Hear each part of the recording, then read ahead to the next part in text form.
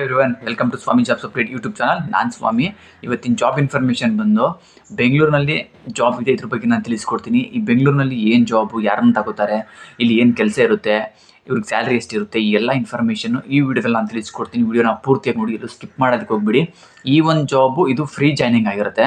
ಈ ಒಂದು ಜಾಬ್ಗೆ ನೀವು ಸೇರ್ಕೊಳ್ಳೋದಕ್ಕೆ ಹಣನ ಕೊಡೋದೇನು ಇರೋದಿಲ್ಲ.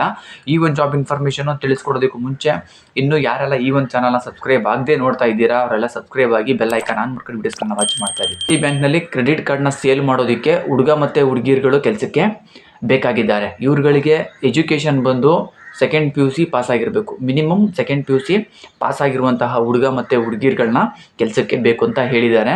ಇವ್ರುಗಳಿಗೆ ಸ್ಯಾಲ್ರಿ ನೋಡೋದಾದರೆ 16ರಿಂದ 20,000, 16,000ದಿಂದ 20,000ವರೆಗೂ ನಿಮ್ಗೆ ಇಲ್ಲಿ ಸಂಬಳ ಇರುತ್ತೆ.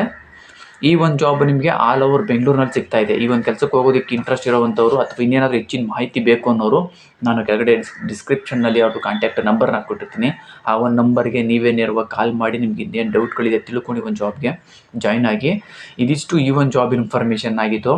ಇದೇ ರೀತಿ ಫ್ರೀ ಜಾಬ್ ಇನ್ಫಾರ್ಮೇಷನ್ಗಳಿಗಾಗಿ ಈ ಚಾನಲ್ನ ಮರಿದೇನೆ ಸಬ್ಸ್ಕ್ರೈಬ್ ಆಗಿ ಬೆಲ್ ಐಕಾನ್ ಆನ್ ಮಾಡ್ಕೊಂಡು ವಿಡಿಯೋಸ್ಗಳನ್ನ ವಾಚ್ ಮಾಡ್ತಾಯಿರಿ.